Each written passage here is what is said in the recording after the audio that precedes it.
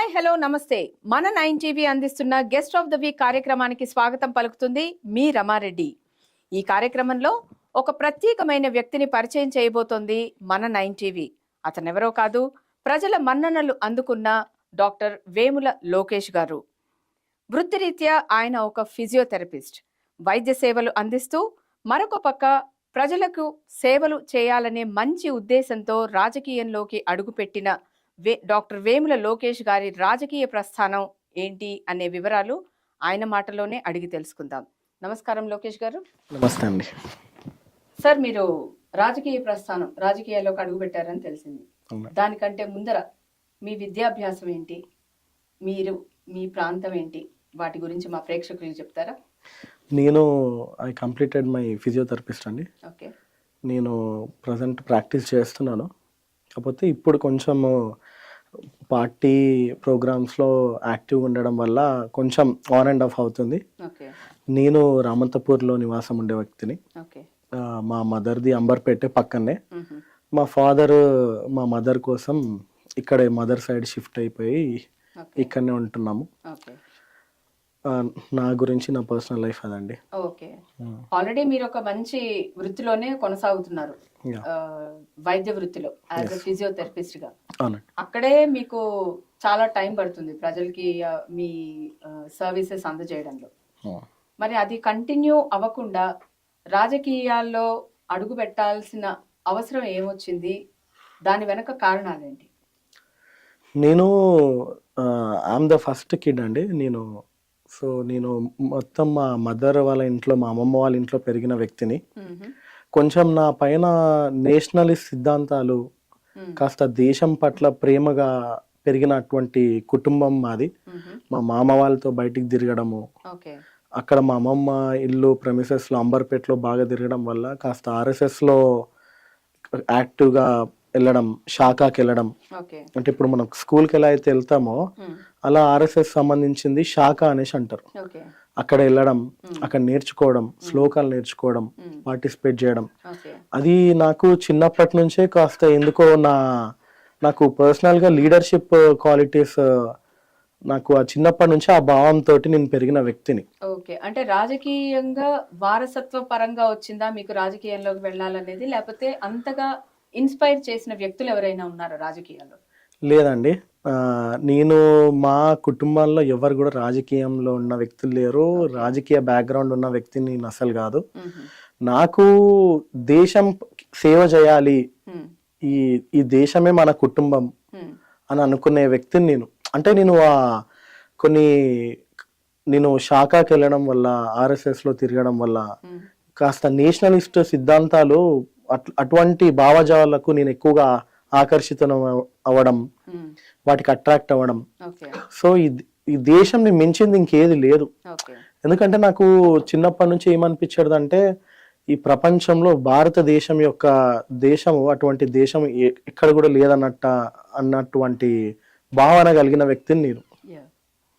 So మనం కొన్ని సంవత్సరాల నుంచి చూస్తున్నాం, మీరు పొలిటికల్ బ్యాక్గ్రౌండ్ ఏది లేదు అని అన్నారు. ఓకే. పొలిటికల్ బ్యాక్గ్రౌండ్ ఉండి రాజకీయాల్లో కొన్ని సంవత్సరాల నుంచి ఉన్న వ్యక్తులు చాలా మంది ఉన్నారు. వాళ్ళకే వాళ్ళ యొక్క రాజకీయ భవిష్యత్ ఏంటో వాళ్ళ చేతుల్లో లేదు, వాళ్ళకే తెలియట్లేదు. ఎందుకంటే ఈ రోజు ఒక పార్టీలో ఉంటారు, మళ్ళీ 4 రోజులు అయిన తర్వాత ఇంకో పార్టీ మారుతారు. సో వాళ్ళకే ఒక సరైన అవగాహన అంటూ లేదు. మరి ఒక పక్క రాజకీయ వారసత్వం ఉందా అంటే అది లేదంటున్నారు. పొలిటికల్ బ్యాక్గ్రౌండ్ ఏమైనా ఉన్నారా, మీ పూర్వీకులు, మీ తాత ముత్తాతలు ఎవరైనా రాజకీయాల్లో ఉన్నారా అంటే అది లేదు. మరి మీరు ఏ ధైర్యంతో రాజకీయాల్లోకి అడుగు పెట్టారు?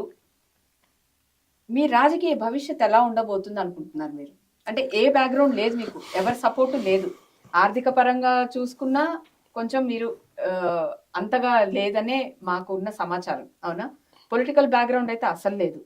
మరి మీరు ఏ ధైర్యంతో రాజకీయాల్లోకి వచ్చినట్టు? అంటే నేను నా ఇంటర్మీడియట్ స్టేట్స్లోనే 15, 17 వయసులోనే నేను ఇంటర్మీడియట్లో ఏపీవీపీ కాలేజ్ ప్రెసిడెంట్గా చేశాను. నన్ను పార్టీ పట్ల ఆకర్షితం అనేది నాకు అటల్ బిహారీ వాజ్పేయి గారు అంటే చిన్నప్పటి నుంచి చాలా ఇష్టం. వారి యొక్క స్పీచెస్ కానీ, వారి యొక్క మోటివేషన్ మాటలు కానీ వాటికి బాగా అట్రాక్ట్ అయ్యేవాడిని నేను.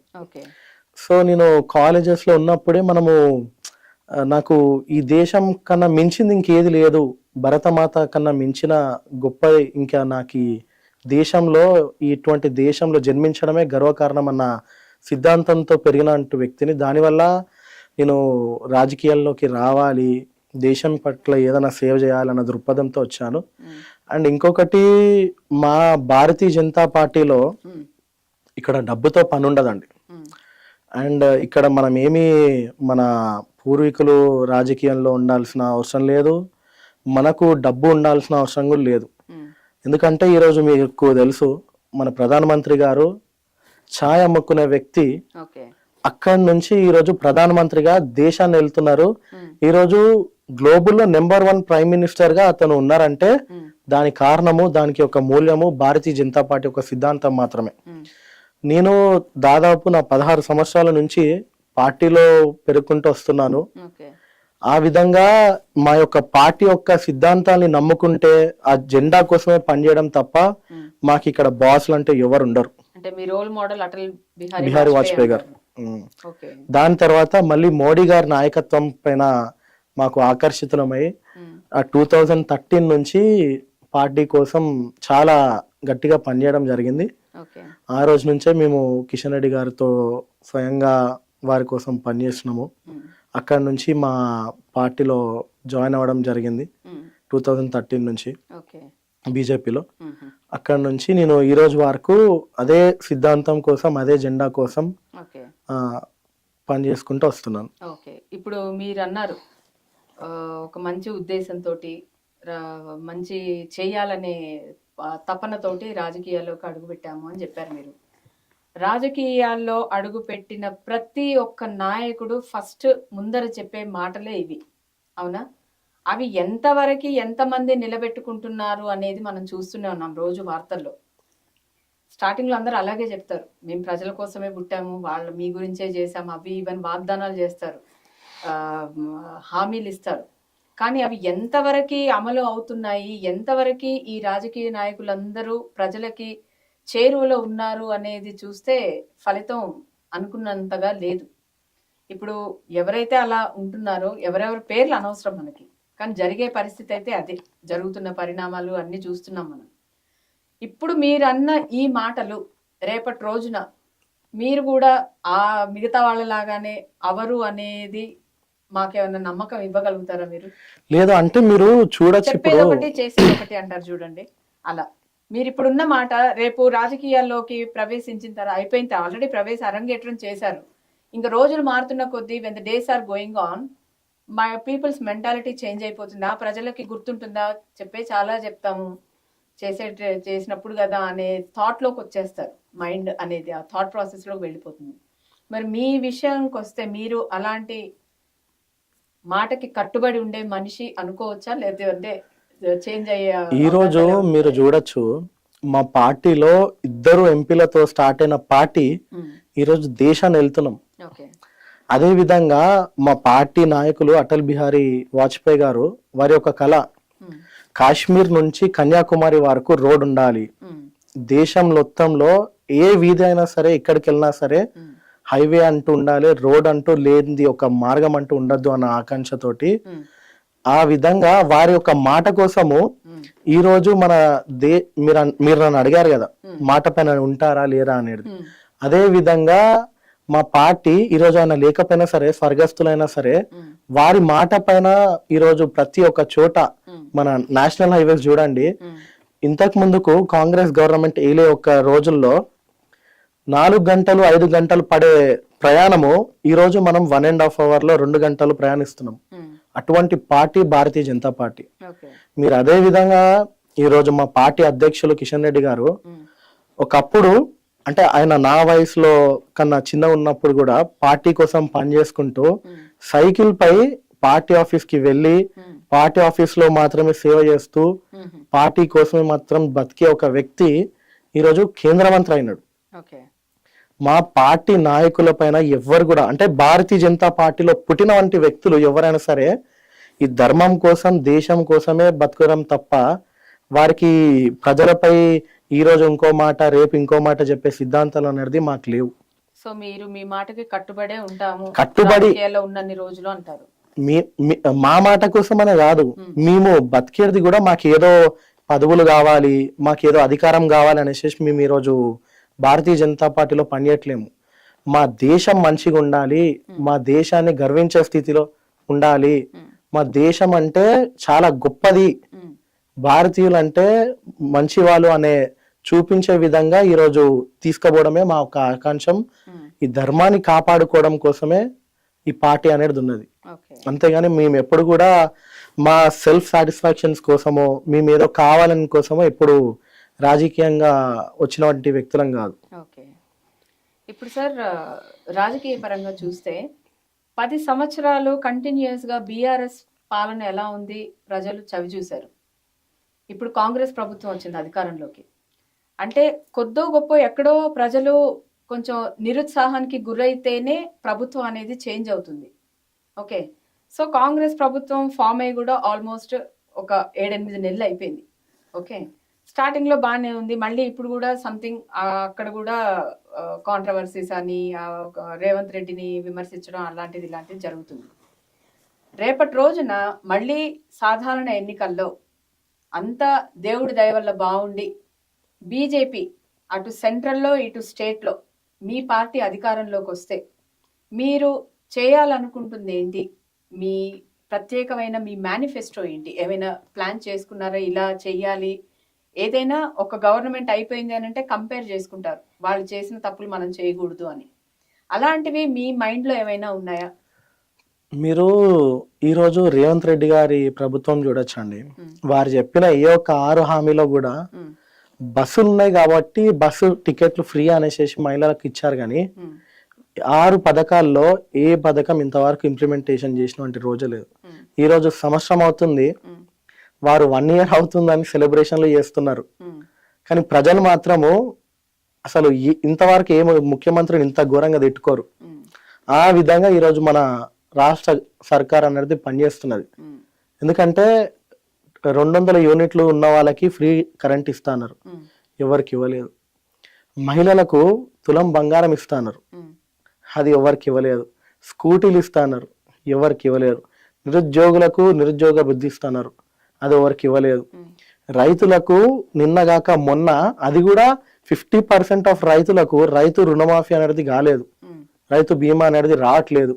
ఈరోజు రైతులు అల్లాడుతున్నారు, ఎందుకంటే వారు చెప్పిన దొంగ మాటలు, వారు చెప్పిన అబద్ధాలను నమ్మి ఒక్క ఛాన్స్ మాకు ఇవ్వండి, ఒక అవకాశం మాకు ఇవ్వండి అన్న వ్యక్తులు ఈరోజు వాళ్ళు అడిగిన ప్రజలని వాళ్ళు ఏవైతే హామీలు చెప్పినారో వాటిని మర్చిపోయి నిన్న మీరు చూడొచ్చు ఒక గవర్నమెంట్ కార్యక్రమాల్లో సినిమా పాటలు, సినిమా డాన్సులు చేస్తున్నారు. ఆ విధంగా ఈరోజు మన రేవంత్ సర్కార్ పనిచేస్తుంది. అదే విధంగా ఈరోజు కేసీఆర్ విషయం ఎత్తితే ప్రజలు మర్చిపోయినారు టిఆర్ఎస్ ప్రభుత్వాన్ని. ఈ రేవంత్ రెడ్డి వల్లనే మళ్ళీ అరే వాళ్ళైనా చేశారు, వీళ్ళ అది కూడా లేదు అన్న విధంగా వీళ్ళని తిట్టుకుంటున్నారు. రేపు ఎవ్వరు ఏమనుకున్నా రేపు వచ్చేది భారతీయ జనతా పార్టీ ప్రభుత్వమే. అంటే ఈ 2 పార్టీలకు అధిగమించి మీరు సేవ చేయబోతున్నారంట. అసలైన ప్రజల ప్రభుత్వము, ప్రజాపాలన అనేది భారతీయ జనతా పార్టీ ప్రభుత్వం మాత్రమే చేయగలుగుతుంది. ఎందుకంటే మా యొక్క నాయకులైనా సరే, మా నాయకత్వం అయినా సరే, ప్రతి ఒక్కరు ఈరోజు నన్నే చూడండి, నేను చాలా అంటే చాలా ఒక మిడిల్ క్లాస్ ఫ్యామిలీ నుంచి వచ్చినటువంటి చిన్న సాధారణమైన వ్యక్తిని. నేను ఈరోజు ఇక్కడ వరకు వచ్చాను, మీ ముందు కూర్చున్నానంటే నాకు ఆ పార్టీ ఇచ్చిన గుర్తింపే. ఎందుకంటే మాకు ఇంతవరకు ఏ పదవులు లేవు, మేము ఎక్కడ కూడా రాజధికారం అనుభవించిన వాళ్ళం కాదు. అలా మా పార్టీ నాయకులు కూడా చిన్న స్థాయి వ్యక్తుల నుంచి వచ్చినారు. అసలైన పేదరికం ఏంటి, పేద ప్రజల బాధలు ఏంటి, ప్రజలు ఏం కోరుకుంటున్నారు, ప్రజలకు ఏం చేస్తే మంచిది అనేది తెలుసుకునే ఒకే ఒక పార్టీ భారతీయ జనతా పార్టీ. కాబట్టి రామరాజ్యం అనేది ఏ విధంగా ఉంటుందో అదే విధంగా భారతీయ జనతా పార్టీ అనే ప్రభుత్వము ఏలితే ప్రజలు ఆ సంతోషంగా ఉంటారు. సో ఖచ్చితంగా చెప్పగలుగుతారు మా పార్టీ వస్తే ఇలా ఉండబోతుంది ఖచ్చితంగా అది. ఓకే, అండ్ ఇంకొకటి సార్, ఇందాక నేను అడిగినట్టు మీ రాజకీయ ప్రస్థానం గురించి అడిగాను. మీరు అన్నారు మీకు మీ రాజకీయ వారసులు ఎవరూ లేరు, వారసత్వంగా వచ్చింది కాదు, స్వతహాగా నాకై నేను సేవ చేయాలనుకునే రాజకీయంలోకి అడుగుపెట్టడం జరిగింది అన్నారు. పొలిటికల్ బ్యాక్గ్రౌండ్ కూడా అంతగా లేదు అని కూడా చెప్పారు. ఒక పార్లమెంట్ కానివ్వండి, ఒక అసెంబ్లీ కానివ్వండి, అడుగు పెట్టాలి అని అంటే కేవలం రాజకీయ నాయకులకి మాత్రమే స్థానం ఉంటుంది అందులో అడుగు పెట్టేది. ఒక కామన్ మ్యాన్కి అయితే అసలు ఛాన్సే రాదు, అంత దూరం వెళ్ళేంత ఛాన్సే రాదు. మరి మీ విషయానికి వస్తే మీకు అసలు ఏ పొలిటికల్ బ్యాక్గ్రౌండ్ లేదన్నారు, రాజకీయ వారసత్వం కాదు అన్నారు. మరి నేను ఒక ఇన్స్టాగ్రామ్ రీల్లో చూశాను, Andhra deputy CM Pawan Kalyan parliament భేటీలో ఆయన పక్కన నిలబడి ఉన్నారు. అంటే మీకు అంత దూరం వరకు వెళ్ళేంత అవకాశం ఎలా వచ్చింది? మరి ఏ రాజకీయ వారసత్వం లేనప్పుడు, ఏ పొలిటికల్ బ్యాక్గ్రౌండ్ లేనప్పుడు మీకు ఒక పార్లమెంట్ లో అడుగు పెట్టేంత సువర్ణ అవకాశం మీకు ఎలా వచ్చిందంటారు? మీరు ఎక్కడ చూసారండి? ఇన్స్టాగ్రామ్ రీల్లో చూసాను సార్, ఉంది, ఏపీ సీఎం అఫీషియల్ పేజ్ లోనే ఉంది.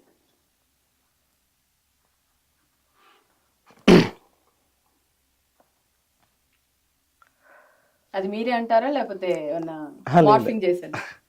లేదు, అది మేమే. అది ఏంటంటే మీకు చెప్పాను కదండి, మా పార్టీ యొక్క సిద్ధాంతాలను నమ్మిన వ్యక్తి, మా పార్టీ యొక్క అంటే పార్టీ కోసం పనిచేసేటువంటి వ్యక్తి, వారు సామాన్యమైన కార్యకర్త అయినా సరే నరేంద్ర మోడీ వంటి ప్రధానమంత్రిని కూడా కలిసేటువంటి అవకాశం మా పార్టీ కలిగిస్తుంది. అడుగు పెట్టే వరకు వచ్చారు అని అంటే మీ వెనక ఏదో బలమైన హస్తం ఉంటేనే మీరు అంత దూరం వెళ్ళగలుగుతారు కదా? లేదండి, అంటే బలమైన హస్తం అని కాదు, దానికి మేము పడిన కష్టము, మా పార్టీ యొక్క గొప్పతనం, మా నాయకులైనా సరే, మా పార్టీ సిద్ధాంతాలైనా సరే, నిరుపేద కార్యకర్తని కూడా వాడు పార్టీ కోసం ప్రాణాలు అర్పిస్తున్నాడు, వాడు పార్టీ కోసమే జీవిస్తున్నాడు అన్న వ్యక్తిని ఇక్కడ కాదు గుండెల్లో పెట్టుకునే చూసుకునే ఒకే ఒక పార్టీ భారతీయ జనతా పార్టీ.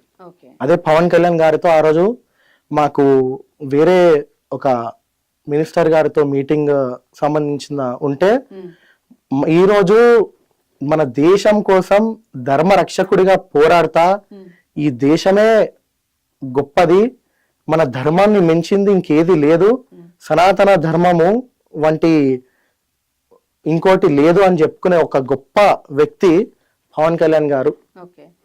నాకు ఆయనను కలిశాక నేను మోడీ గారిని ఒక శ్రీరామచంద్రుడు భగవంతుడు ఎటువంటిగా మనము రోల్ మోడల్ గా తీసుకుంటామో, నేను మోడీ గారిని అలా తీసుకునేవాడిని.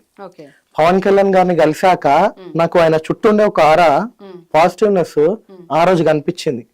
ఎందుకంటే ఈ రోజు హిందువుల కోసం మాట్లాడే ఒకే ఒక వ్యక్తి పవన్ కళ్యాణ్ గారు. మాకు ఆ రోజు మేము పార్లమెంట్ లో ఒక మీటింగ్ వెళ్ళాల్సిన పరిస్థితిలో ఆ రోజు సార్ తో ఒక మీటింగ్ ఉండే, అక్కడ మేము ఆయనతో కలిసి మేము ఒక దాని గురించి మాట్లాడాము. ఆ ఫోటో అక్కడిది. అంతేగాని మాపై ఎవరి హస్తం లేదు, మాకు ఎవరి ఇన్ఫ్లుయెన్స్ లేదు, మాకు ఏ రాజకీయ శక్తి తోడుగా లేదు. ఏంటంటే అది డైరెక్ట్ సీఎం అఫీషియల్ పేజ్ లోనే మీది ఉంది కాబట్టి మీరు ఈ క్వశ్చన్ నేను ఎందుకు అడగాల్సి వచ్చిందంటే మీకు పొలిటికల్ బ్యాక్గ్రౌండ్ లేదు అని అన్నారు. మరి ఒక కామన్ మ్యాన్ అక్కడ వరకు వెళ్ళారు అని అంటే ఎవరిదో ఒక స్ట్రాంగ్ సపోర్ట్ ఉంటేనే అది పాసిబుల్ అవుతుంది కదా, అదనమాట. ఓకే, ఇప్పుడు back to your politics. Upcoming elections, GHMC elections రాబోతున్నాయి. దాంట్లో మరి మీరు ఏ పదవిని ఆశించబోతున్నారు, నిలబడాలనుకుంటున్నారు? ఏ పదవి గురించి నిలబడాలనుకుంటున్నారు జిహెచ్ఎంసీ ఎలక్షన్స్? అంటే మీకు నేను ఫస్ట్ నుంచి చెప్పుకుంటూ వస్తున్నాను మేడం, మేము ఈ పదవుల కోసమో రాజకీయంగా నిల్చోవడానికి కోసమో భారతీయ జనతా పార్టీలో పనిచేయట్లేము. పార్టీ మీ సేవలు, మీరు చేసిన సేవలు గుర్తించి మీకు ఒక ప్రత్యేకమైన హోదా, ఒక మినిస్ట్రీ ఇస్తే దాన్ని మీరు అంగీకరిస్తారా, తిరస్కరిస్తారా? అంటే మీరు అంటున్నారు కదా మేము ఏ పదవులు ఆశించట్లేదు, ప్రజలకు సేవ చేస్తాము అని. మేము పార్టీకి సేవ చేయడానికి కోసమే ఉన్నాం. మా దృష్టిలో పార్టీకి సేవ చేయడం అంటే దేశానికి సేవ చేస్తున్నట్టే. ఎందుకంటే మేమేమి ఇక్కడ పర్సనల్ గా ఎవరి కోసమో పనిచేయము, ఎవరి కిందో పనిచేయము. ఈ దేశం మంచి కోసం పనిచేసే వ్యక్తులుగా పార్టీకి సేవ చేస్తాం. ఎందుకంటే మాకు మా సిద్ధాంతాలు ఎంత గొప్పవంటే, ఈ రోజు మీరు చూడొచ్చు ప్రధానమంత్రి యొక్క స్కీమ్స్ అయినా సరే దేశం గర్వించే విధంగా అటల్ పెన్షన్ యోజన, మరి అందరికి ఇన్సూరెన్స్ ఉండాలి. ఆఖరికి ఈరోజు 75 ఏళ్ళు దాటిన వ్యక్తులకు కూడా హెల్త్ ఇన్సూరెన్స్ చేసినామంటే ఒకే ఒక ప్రధానమంత్రి పార్టీ భారతీయ జనతా పార్టీ, మా ప్రధానమంత్రి మోడీ గారు. అటువంటి నాయకత్వంలో కింద పనిచేసే మేము, మాకు ఇక్కడ కూడా మాకు ఇది కావాలి, లేకపోతే మేము ఇది కావాలి, ఒక ఎమ్మెల్యే కావాలి అన్న, ఎంపీ కావాలన్న ఆశలతోటి మేము ఇక్కడ పనిచేయట్లేము.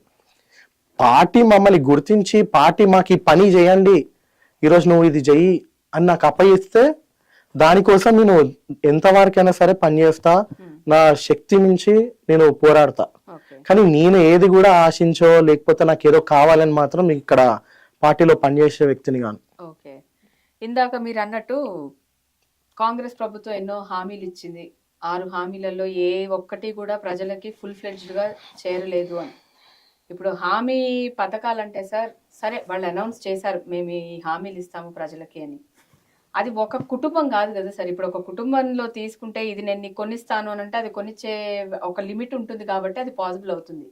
ఇక్కడ హామీ అనేటప్పటికి, ఒక రాష్ట్రం అనేటప్పటికి కొన్ని కోట్ల జనాలు, మరి అంతమంది జనాలకి అందేలా చూడడం పాసిబుల్ కానప్పుడు ఏదో ఒక దగ్గర చిన్న చితక పొరపాట్లు అవుతూ ఉంటాయి.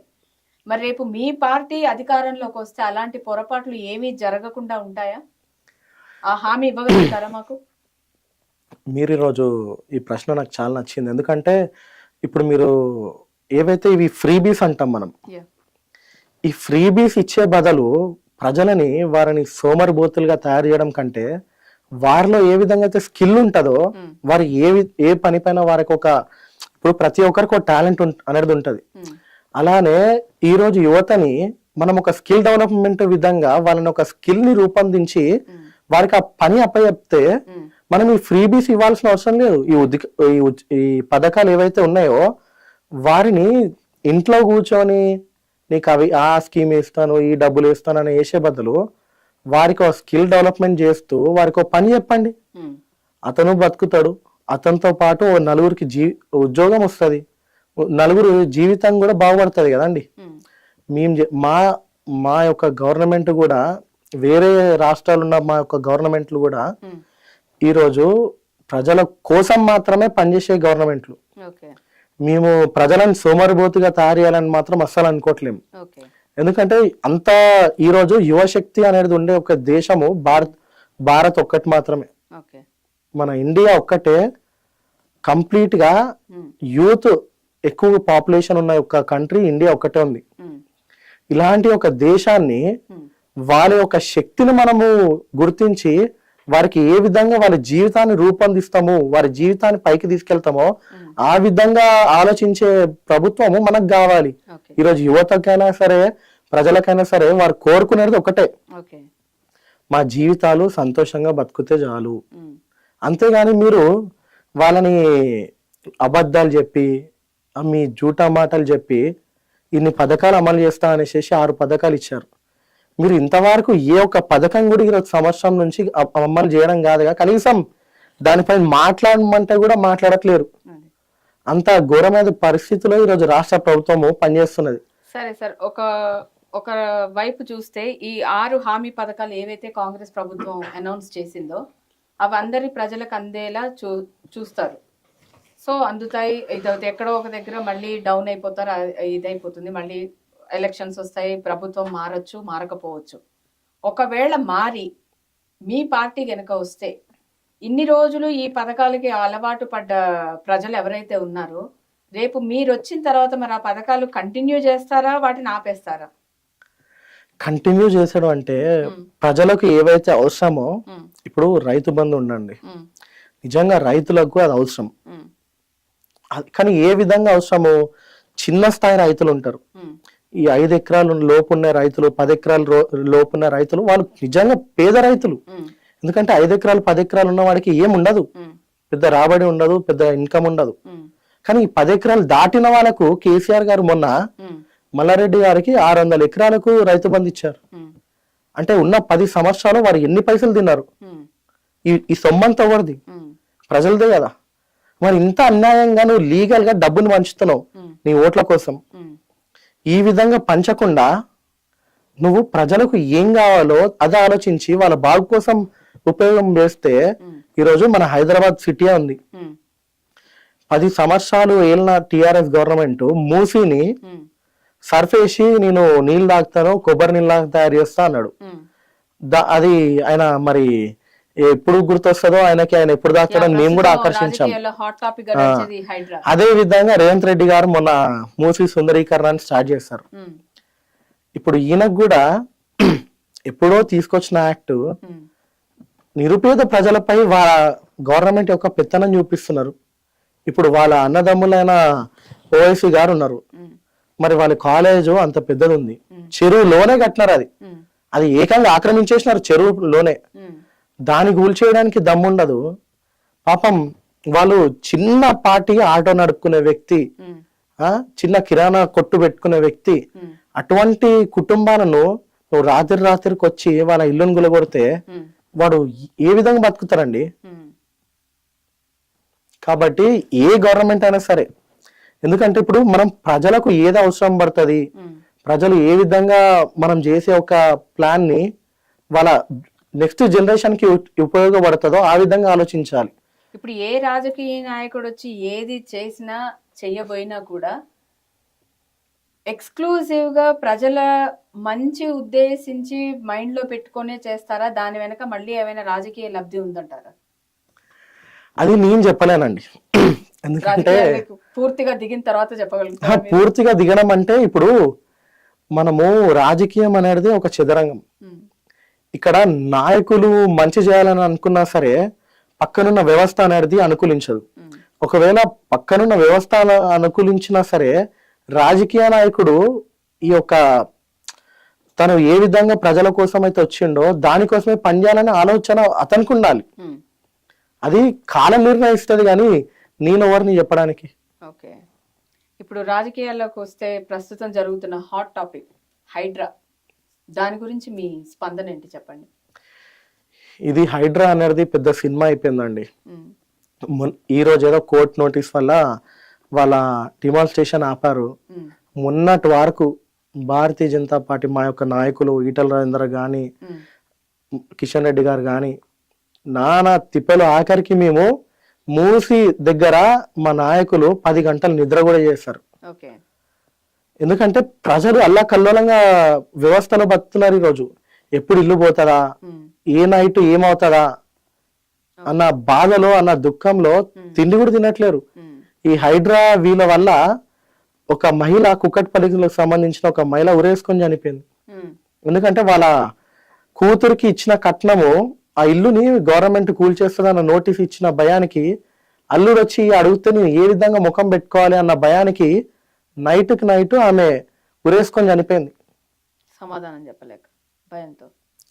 మరి రేవంత్ రెడ్డి గారికి ప్రజల పట్ల ప్రేమ ఉంటే, చిత్తశుద్ధి అనేది ఉంటే, ఎక్కడో సంఘంలో మాకు శివయ్య అంటే ప్రేమ అన్న దాంతో ఆయన పోయి శివుణ్ణి అలంకరించుకొని అక్కడి నుంచి పాదయాత్ర మొదలు పెడుతున్నా అన్న వ్యక్తి, ఆయనకి దమ్ముంటే, వాళ్ళ నాయకులకు దమ్ముంటే హైదరాబాద్ లో పాదయాత్ర ఏమని చెప్పండి.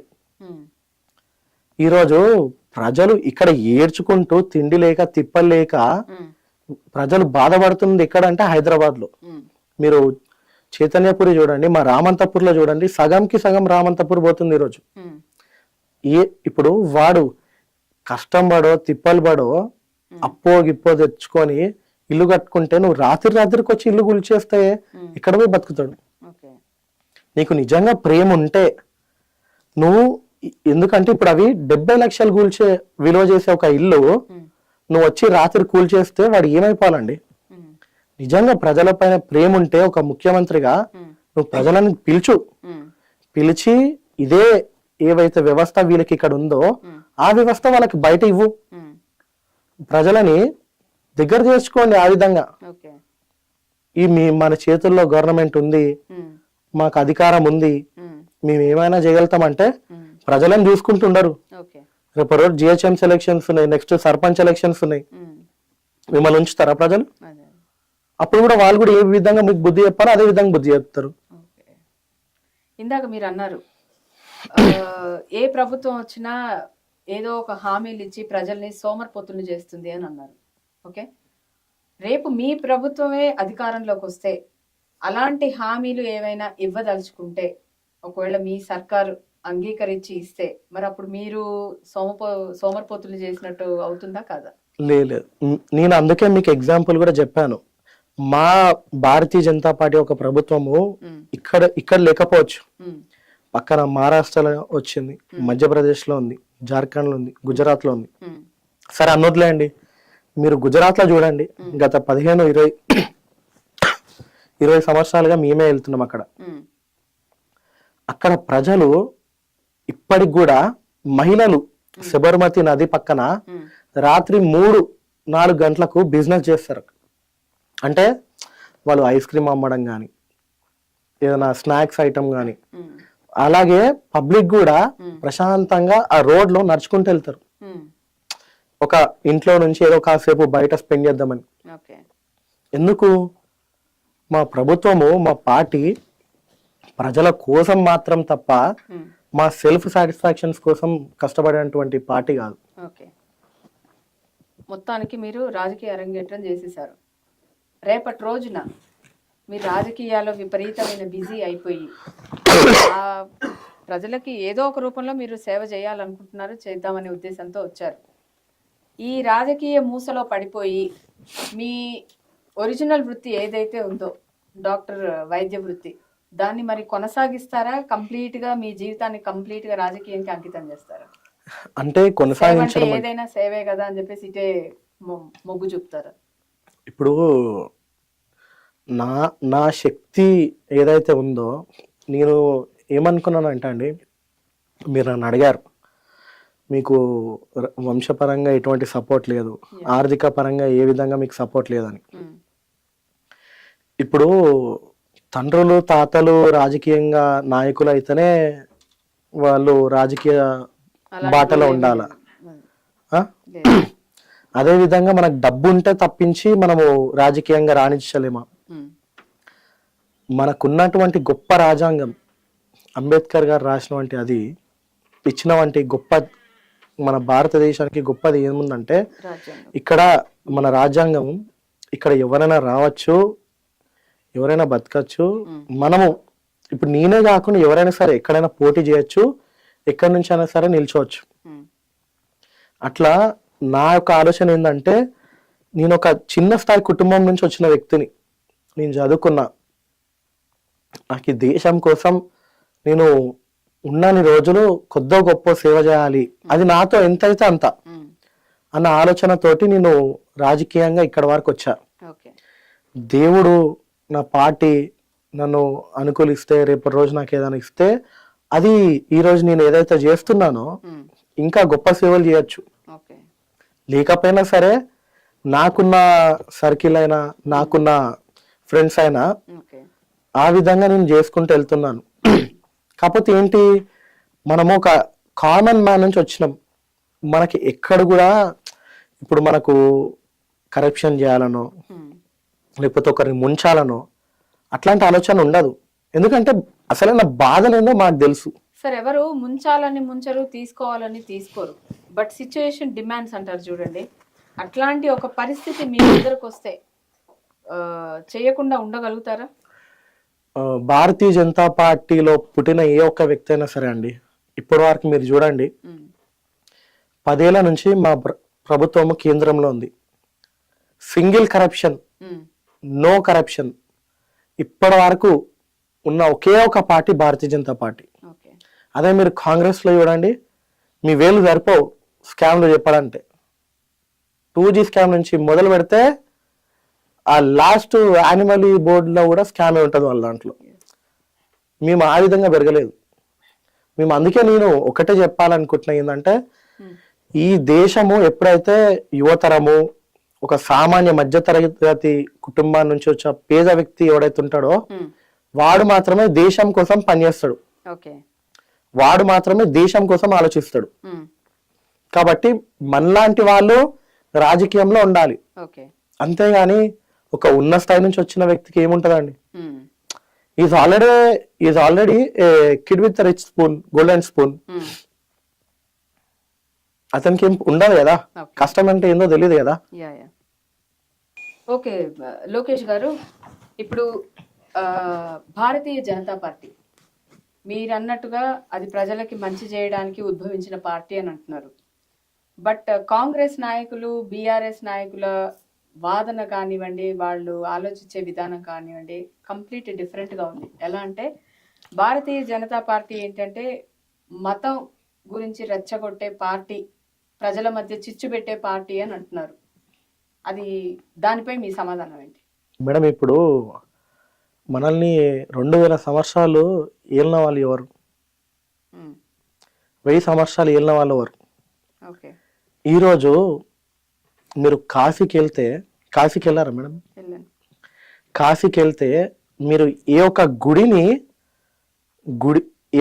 అక్కడ గుడిని డెవలప్ చేయడానికి కోసము ఇల్లులని తీస్తే ప్రతి ఇంటి కింద ఒక శివలింగం వెళ్ళింది. అదే ఈరోజు ప్రతి ఒక్క మస్జిద్, మాస్క్ తీస్తే కింద శివలింగం ఉంది. దానికి ఆధారాలు ఉన్నాయి కదా మేడం. ఇప్పుడు కాశీ పక్కన ఉన్న మసీద్ కోసము హిందువుల దురదృష్టము, మా యొక్క పరిస్థితి ఏ విధంగా ఉందంటే, మనము మన దేవుని పూజించుకోవడానికి కోసము కోట్లకెళ్ళి సంవత్సరాలు కొట్లాడవలసిన దురదృష్ట పరిస్థితిలో మనం ఈరోజు ఉన్నాం. అది వాళ్ళేమంటారు మా పైన, మేము మతాలకు చిచ్చులు పెడుతున్నాము, ఒక 2 వర్గాల మధ్యలో మేము గొడవలు సృష్టిస్తున్నాం అంటున్నారు. మరి మీకు ఈరోజు పవన్ కళ్యాణ్ గారు మొన్న అడిగారు, తిరుపతిలో ఆ విధంగా లడ్డూలో వేరే ఒక దాని యొక్క నూనె కలుస్తుంది, ఈ పరిస్థితి ఘోరంగా ఉన్నది అని చెప్తే, పవన్ కళ్యాణ్ గారు ఒక్క నాయకులు ఇంతవరకు, అది ఫిలిం ఇండస్ట్రీలో కానీ రాజకీయ నాయకుల్లో కానీ, ఆయన ఒక్కరు మాత్రమే స్పందిస్తూ ధర్మం కోసం పోరాడుతున్నారు. అంటే కాంగ్రెస్ లో, టిఆర్ఎస్ లో హిందూ నాయకులు లేరా? మీ ఇంట్లో మీరు దేవతల విగ్రహాలు పెట్టుకోరా? దేవతల ఫోటోలు పెట్టుకోరా? ప్రజల్లో ఉన్న ఈ భావాన్ని చెప్పండి. ప్రజల్లో ఎక్కడ లేదు మేడం. ఈ రోజు మీరు ఎక్కడైనా చూడండి, వారి యొక్క రాజకీయ భవిష్యత్తు కోసం, లబ్ధి కోసం మాత్రం ఈ రోజు హిందూ ముస్లిం అనే వ్యతిరేకత తీసుకొస్తున్నారు మా పైన. మేము ముస్లింలకు వ్యతిరేకమైతే, ఈరోజు మొన్న రీసెంట్ గా యూపీలో కాన్స్టిట్యున్సీలో బై ఎలక్షన్ అయినాయి. అక్కడ 65% ముస్లిం పాపులేషన్. అక్కడున్న ప్రభుత్వం మాత్రం మాదే, యోగి గారి ప్రభుత్వం. 65% ఉన్న ముస్లిం పాపులేషన్ లో ఈరోజు భారతీయ జనతా పార్టీ గెలిచింది మేడం. మరి మేము ముస్లింలకు వ్యతిరేకమా? మీకు హిందువుల పైన ప్రేమ ఉంటే హిందువుల గుడిల గురించి మాట్లాడే శక్తి లేదు మీకు. ఈరోజు మీకు ఐడియా ఉండుంటది, సికింద్రాబాద్ ముత్యాలమ్మ గుడి, అక్కడ అంత పెద్ద అమ్మవారిని కింద పడేసి తొక్కితే మా ప్రాణాలు, మా హిందువులకు మనసులు కావా? అంటే మాకు మనసు అనేది ఉండదా? మేము బాధపడుతున్నాము, మా కళ్ళ నుంచి నీళ్ళు కాదు రక్తం వస్తుంది. సో మీరు ఏ మతాన్ని రెచ్చగొట్టే చర్యలు ఏమి చేయట్లేదంటారు? మేము ఎవరిని కూడా రెచ్చగొట్టాం మేడం. మేము అందరితోటి, మా ప్రధానమంత్రి గారు ఒకటే మాట, సబ్కా సాత్ సబ్కా వికాస్, అందరిని కలుపుకుంటే పోతున్నాము, అందరి యొక్క వికాసం కోసమే పనిచేస్తున్నాం. కానీ వీళ్ళు మాపై బురద జల్లటువంటి ప్రయత్నంలో మతాలను రెచ్చగొడుతున్నారు అన్న మాట పైన వస్తున్నారు. మరి ఈరోజు మా గుడి పైన, మా గుడిని ధ్వంసం చేసి మా దేవతా మూర్తులను కింద పడేసి తొక్కినారు. మరి ఇంతవరకు అతను ఎవరు? ఏ ముఖ్యమంత్రి? ఈరోజు హోమ్ మినిస్టర్ కూడా రేవంత్ రెడ్డి గారి చేతిలోనే ఉంది. ఇంతవరకు ఒక ప్రెస్ మీట్ పెట్టి మాట్లాడలేదు. ఆ ధైర్యం లేదా? అంటే ఇది కామన్ అయిపోయింది కదా సార్. ఇప్పుడు ఏ పార్టీ వచ్చినా కూడా ఎంత మంచిగా చేసినా క్రిటిసిజం అనేది, అపోజిషన్ అనేది అది వైస్ వర్సా ఉంటుంది. కంప్లీట్ మంచిగా చేసిన తర్వాత కూడా దాన్ని రాజకీయ పులమడం అనేది ఎంతవరకు కరెక్ట్ చెప్పండి? అది మేడం, మీరు అడిగిన క్వశ్చన్కి ఈరోజు నేనేం చెప్తున్నానంటే, ఇక్కడ దెబ్బ తినేది మేము హిందువులం, బాధపడేది హిందువులు, కానీ మాటలు అనిపించుకునేది కూడా హిందువులే ఉన్నారు. ఓకే, అది అందరి హిందువులకి మరి దానికి తెలుస్తుందా, అవగాహన ఉందా, హిందువులకి ఉందంటారా? అవగాహన ఉందా అంటే మా దాంట్లో హిందువులు ఏమైపోయారు అంటే సెక్యులరిజం అన్న పిచ్చితోటి డివైడ్ అయిపోయినారు. ఇప్పుడు ఉన్న ఒకే ఒక హిందూ దేశము భారతదేశం. ఓకే. మనతో ఉన్న దేశము మనతో ఏదైతే పార్ట్ ఉందో అది విరిగిపోయి ఒక దేశంగా మారింది బంగ్లాదేశ్. మరి ఈ రోజు అక్కడ అల్లకల్లోలంగా హిందువులను కించ కోసం వరిస్తున్నారు, కొట్టి చంపుతున్నారు. ఆడపిల్లలను అయితే ఘోరంగా వాళ్ళ పట్ల ఎంతమంది దౌర్జన్యం చేస్తున్నారో కూడా తెలుస్తలేదు. అటువంటి దుర్భారణమైన పరిస్థితిలో మేమున్నాం. మరి ఇప్పుడు అక్కడ బంగ్లాదేశ్ లో అంత ఘోరం జరిగితే ఏ కాంగ్రెస్ నాయకులు, టిఆర్ఎస్ నాయకులు మాట్లాడరా? మరి వాళ్ళు హిందువులు కాదా?